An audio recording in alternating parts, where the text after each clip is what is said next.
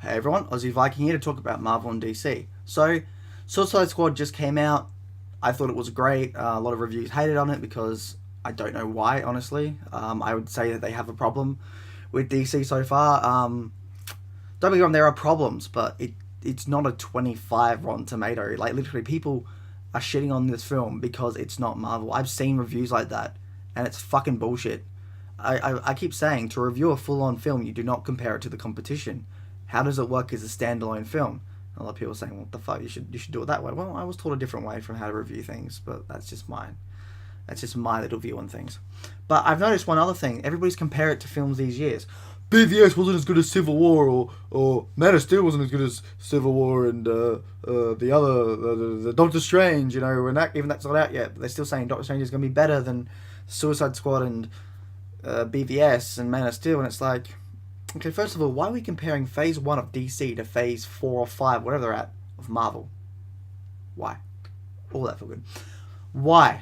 Like, that doesn't make any sense. Marvel has got the upper hand by having stories that they can continuously make, but also learn from them. DC's starting off, and if you remember correctly, Marvel did not start off that well, other than, well, Iron Man was great.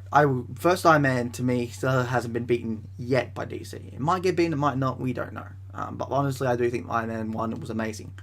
But with the rest of Phase 1 compared to DC's Phase 1, DC comes out for me. First of all, well, Iron Man was great. Iron Man 2, well, he had Whiplash. I think that was his name, with the whips. He was cool, I guess.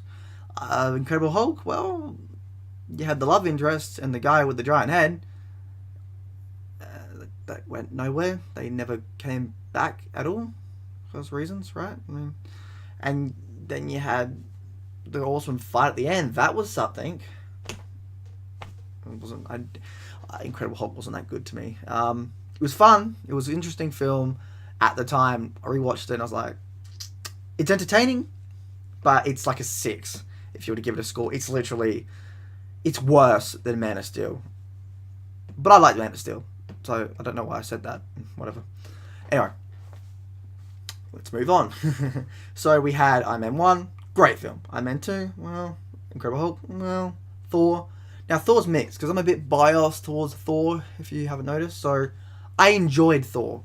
I love the Asgardian place. That was beautiful, and I really wish it just stayed in Asgard, but it didn't. And even though it went to the human realm, it was quite interesting. Definitely, actually, I would say that's the second. Thor would be the second best for me, Marvel's Phase 1 film. Yeah. Behind Iron Man 1. And then you had the Captain America. Well, I'm trying to remember, because last time I saw Captain America, I think it was the first one. It was a while ago. I can't remember much of it, to be honest. I can remember number 2 and 3, Civil War, but yeah, I don't know. Anyway, if we're going by Phase 1 films, I still think DC wins it. First of all, Man of Steel was a good film. It was, again, cut up and stuff, and we never got a director's cut or whatever, which apparently there were a lot of scenes cut out, which really sucks, but at least Warner Brothers learnt their lesson and gave us an ultimate cut of Batman v Superman, which is an amazing film. Again, I like it more than Civil War, just so you know. And then we have BVS, which again, great, and then Suicide Squad, which was very cut down. This is one, again, with my rant before, I really hate Warner Brothers for being like, so you got a 3-hour film, cut it down to 2 hours and 20 minutes. But hate that. Just, you're fucking yourself over, man. These films are great, yet people are too stubborn to be like, well, so I watched it, I didn't like it. Well, the real cut is, no, I don't care, I'm not going to buy it. But it's a really good film, no, I'm not going to buy it. Okay, well, your loss. Jeez, that is a loss. And, yeah, like, screw you, DC. I don't want to go on a rant about that, but I'm just getting, I just get really angry when DC's just like, gotta cut a lot of your film, just cut, just cut, you know. So with the Marvel and DC thing, should you compare them? Yes or no? If you do compare them by phases. Phase 1, DC and Marvel. Then the big one would obviously be Avengers and Justice League, which and you know, Wonder Woman looks great, Justice League looks great. We'll see how that goes. And then you do Phase 2 with, again, Phase 2 of Marvel. Then Phase 3 of Marvel. You know, you should do it in phases. that's how it should be. I don't really get why people are saying comparing them. But even if you do compare them, it's going to be biased because everyone's like, oh, Civil War, best film ever made. No, it's not. It's really not. Like, honestly, now to tell you why I like BVS better than Civil War. It was different. I like that. And this is the ultimate cut. The theatrical version does not touch Civil War, but the ultimate cut actually does get there. So, like I've said before, ultimate cut had the story, the character arcs, if you as a singular world, it works, you know. Had the singular world stuff, it had the manipulation, it had the character arcs, and it was just a very fun film and very interesting from a different perspective.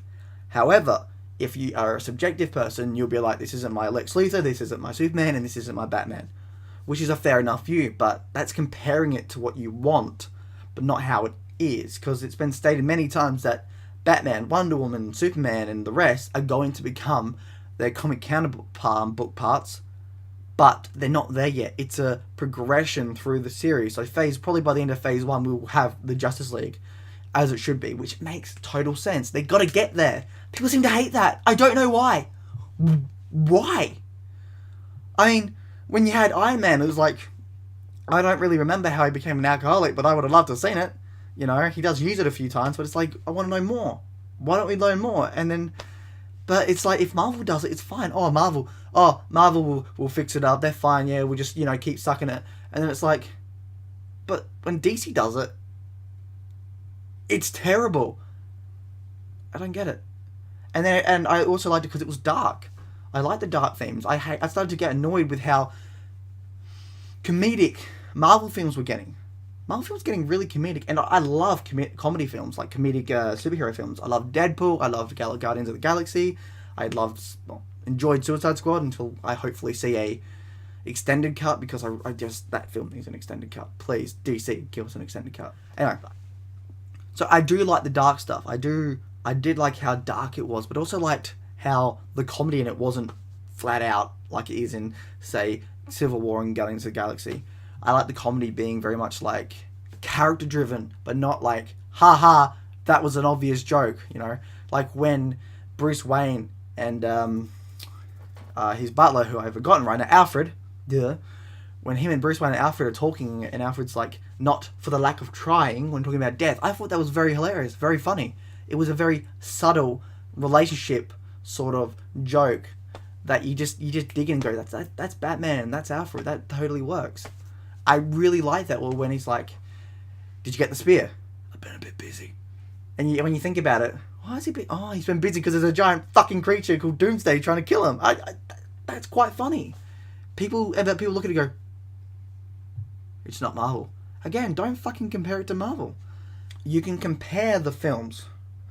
Okay, I'm not saying you shouldn't, but you shouldn't really compare the style to Marvel. So the dark style, you shouldn't look at DC's dark films and go, it's not Marvel, If you want to compare the dark films, I mean, you could compare BVS to, say, Winter Soldier or something, because Winter Soldier was very dark, and honestly, Winter Soldier had not much jokes. I really had it on Civil War. The jokes were basically like, there was more jokes, but it didn't make much sense, In Suicide Squad and, say, Guardians of the Galaxy, it made sense.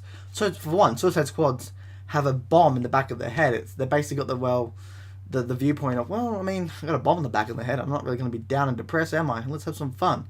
That was balls, the way you killed those people. And the same with the Guardians of the Galaxy. Well, got a talking tree, a green woman, a purple man, and a talking raccoon. Fuck it, let's have fun, That makes sense in those things, but for the Batman and Superman story, it needed to be dark, and that's the thing that most people don't understand. With what it's coming off from with the end of Man of Steel to how Batman v Superman starts, it makes sense how how dark it's got to be, and it makes sense because this is a dark world, but it's going to come lighter. Well, I actually know by the looks of it, it is coming lighter as a universe, and I don't really understand why people hate it. And I mean, this hasn't really turned into a Marvel comparing film thing, has it? I've gone off sort of on a tangent here, haven't I? So let's look at views and opinions, okay? Just for the last breath of this video. So I was on Facebook, and I'm on the other sites and YouTube, and I've seen a whole lot of videos of people saying this is a great film. mainly Suicide Squad, right? And actually, for all the films, like, there's always going to be medium mixed reviews of every single film. DC, Marvel, all of them, right? And it got me thinking, mainly with Suicide Squad, that, oh, this is a good film. You'll have people saying, this is a good film. This is a great film. This is a bad film. This is a fucking terrible film. And I'm like, and I got to ask the question here, who do you follow? Who do you believe in? Person A says it's a great film. Person B says it's a fucking terrible film. Who are you going to listen to? There's two different views and opinions, right? What are you going to do? Well, person A said it's bad. But if it was bad, why... No, person A said it was good. But if it was good, then why did person B say it's bad? But if he says it's bad, why did someone say it's good if it's universally bad or if it's universally good? You see how they cancel each other out here? It doesn't make much sense. It's like, who do I listen to? Well, you listen to no one. Honestly, go into the film yourself. If it looks interesting to you in any single way, go in and be like, okay, let's see how this goes. And you're done. That's it. We live in a world of billions and billions of people. That person A is going to have thousands more people saying they love the film, they enjoyed the film, or they was a mixed film. Then you'll have also thousands of people saying it's a bad film, it's a terrible film. Again, thousands of people. Who do you listen to? You know, we live in a world of billions and billions of people.